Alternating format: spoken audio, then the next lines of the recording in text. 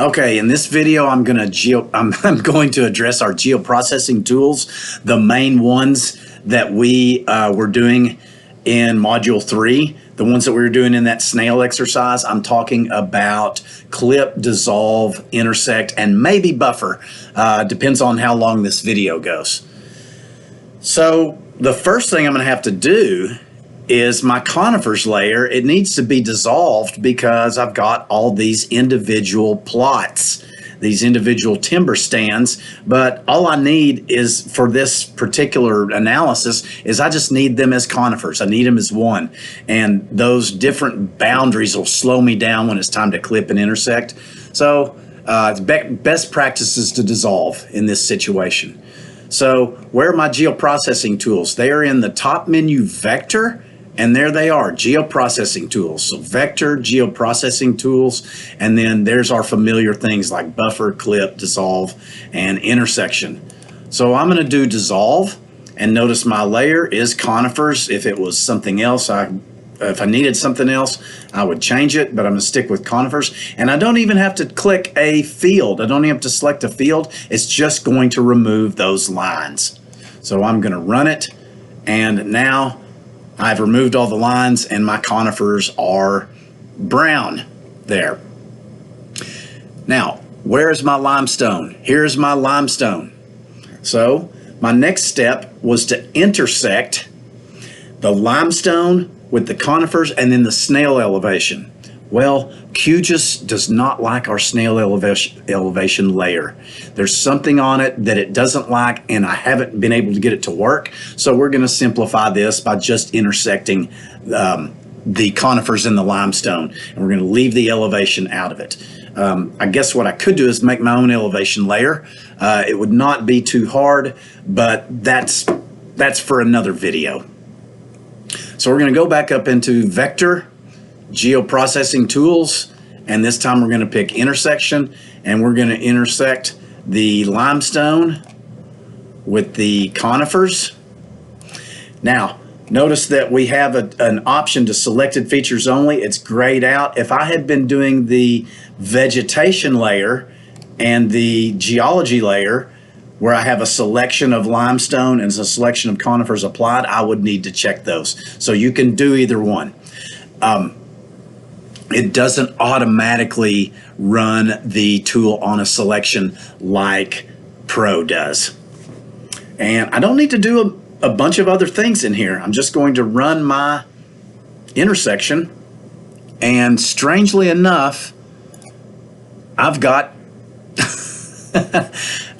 now that's kind of baffling as to why I have those internal boundaries come back, but that just means I get to dissolve again. So I'm going to get rid of the dissolved conifers, and I'm going to get rid of the limestone. So there's my area that is just that is conifers on limestone. So I need to dissolve that again. It's called intersection, but I'm going to see if I can change the name of it. I'm going to call it, oh no, that's a search. I'm going to call it limestone conifer, so that I can keep my stuff straight. So let's dissolve that one.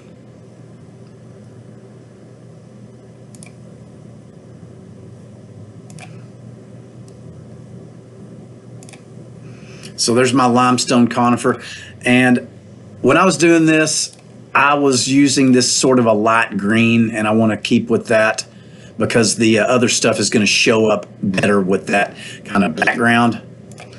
So I'm going to use that one, make it kind of lighter green. I could have made it a little bit lighter. So the next thing we did was we wanted to do some road closures, some primitive roads. And remember that I had selected these primitive roads earlier. So I'm going to clip those roads with my dissolved layer that looks like I did not, I changed the name for the wrong one. So it's still called dissolved. It should be called limestone conifer. So let me change the name of that again, and let's call it conif on limestone. So again, we're going to go to vector, geoprocessing, clip. So my input layer is my cookie dough that I want to be clipped, and that's going to be the roads. So we're going to go to the US Forest Service roads. Notice my selected features only is not grayed out anymore, and I do want it to be just the selected features, just the primitive roads selected. And then I'm overlaying that with conifer on limestone. Overlay means that's the cookie cutter. So I'm going to run that.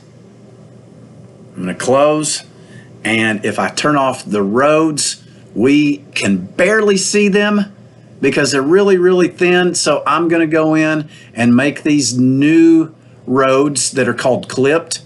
We're going to make a couple changes here. First off, we're going to call it primitive roads on conif limestone. And then I'm going to go to symbology, and let's just make these more visible by making them a really good red and making them a little bit thicker so that we can see them real easy. So now we see them really good against that light green background. Now, one of the last things we did was we did a buffer, and I think it was buffering the secondary roads. But for the instance of time, I'm just going to buffer these primitive roads that I've already cut, and so we'll use that to cut a little bit more area out. So we're going to do a pretty small buffer here, I think. So I'm going to zoom into here, and I'm going to buffer that with vector processing, buffer, and so primitive roads on conifers, yes, and the distance. I don't remember the distance we did, but I'm going to say 50 meters in here. End cap style is round. Join style is round. I'm looking for the thing that says dissolve all. Oh, there we go. Dissolve result. You definitely want to do that. That's the thing that we always have to click on buffer. So I'm going to run that. I'm going to close it. And now we see we have a 50-meter buffer around those roads.